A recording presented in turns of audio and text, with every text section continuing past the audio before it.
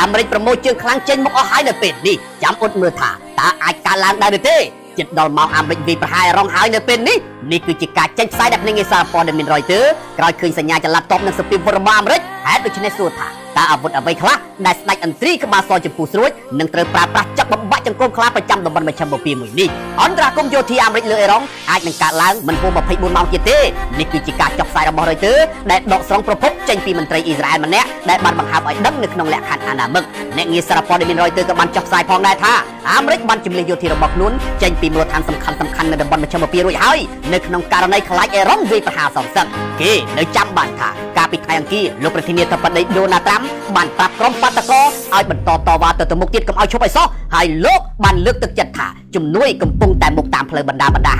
ហើយកាលពីថ្ងៃច័ន្ទក្រសួងការបរទេសអាមេរិកក៏បានជូនដំណឹងឲ្យពលរដ្ឋអាមេរិកប្រញាប់ប្រញាល់ចាក់ចេញពីអេរ៉ុងជាបន្តផងដែរសញ្ញាទាំងនេះគឺបង្ហាញថាការបង្ហើបពីប្រភពខាងលើទំនងជាមិនខុសទេហើយចុះបើការវាយប្រហារកើតឡើងមែនតើសួរថាតើអាមេរិកអាចនឹងប្រើប្រាស់អាវុធអ្វីខ្លះយោងទៅតាមអ្នកវិភាគមួយចំនួនបានលើកឡើងថាការវាយប្រហារអេរ៉ុងលើកនេះមិនដូចការវាយប្រហារអេរ៉ុងអំឡុងសង្គ្រាម12ថ្ងៃជាមួយនឹងអ៊ីស្រាអែលទេដោយការពីពេលនោះមានគោលដៅតែមួយគត់គឺទីតាំងនៅកន្លែងហេតុដូច្នេះប្រាប់តែខ្មោចជ្រែកមេឃ B2 ទម្លាក់គ្រាប់បែកធំបំផុតដោយមានកម្ពុជាសេនាហែហមនិងប្រើត្រឹមតែមីស៊ីលថូម៉ាហុកនៅក្នុងប្រតិបត្តិការញញួរសំពងកណ្ដាលអាទៀតជាការស្រេចក៏ប៉ុន្តែលើកនេះគឺជាប្រតិបត្តិការធំដើម្បីផ្ដួលរំលំរបបរបស់លោកអាយ៉ាតូឡាអាលីហ្គាមេនីដោយមានគោលដៅជាច្រើនត្រូវវាយប្រហារដូចជាបន្ទាយយោធាសំខាន់ក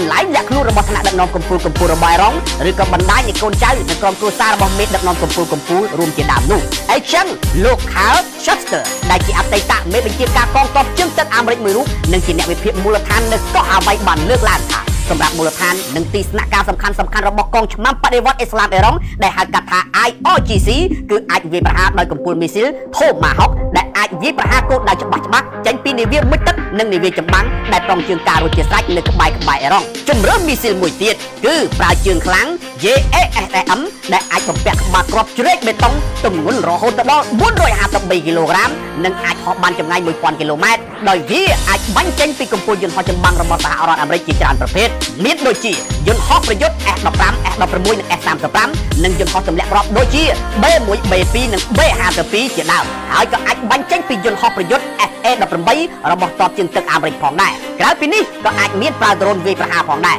ខណៈអាមេរិកមាននាវាផ្ទុកយន្តហោះចម្បាំងមួយគ្រឿងប្រចាំការនៅតំបន់មជ្ឈិមបូព៌ារួចជាស្រេចនោះនាវាផ្ទុកយន្តហោះចម្បាំង USS Abraham Lincoln ដែលបណ្ដែតខ្លួននៅសមុទ្រចិនខាងត្បូងក៏អាចចេញមកជួយផងដែរហើយអាមេរិកក៏អាចនឹងប្រើមូលដ្ឋានទ័ពអាកាសជាច្រើនរបស់ខ្លួនផ្សេងទៀតនៅក្នុងតំបន់ឈូងសមុទ្រពាក់ឬក៏មូលដ្ឋានទ័ពអាកាសឆ្ងាយផងដែរដើម្បីសម្រេចផែនការនេះក្រុមអ្នកវិភាគបានលើកឡើងបន្តថាការចល័តយន្តហោះចាក់ប្រេងសាំងលើមេឃអាចជាសញ្ញាមួយបង្ហាញថាការវាយប្រហារលើអេរ៉ុងអាចនឹងកើតមាននៅពេលឆាប់ហើយក៏ប៉ុន្តែបើទោះបីជាយ៉ាងណាក៏ដោយអ្វីនៅតែអាចប្រែប្រួលបាននៅនាទីចុងក្រោយបើអេរ៉ុងព្រមបន្ទន់ជំហរនោះ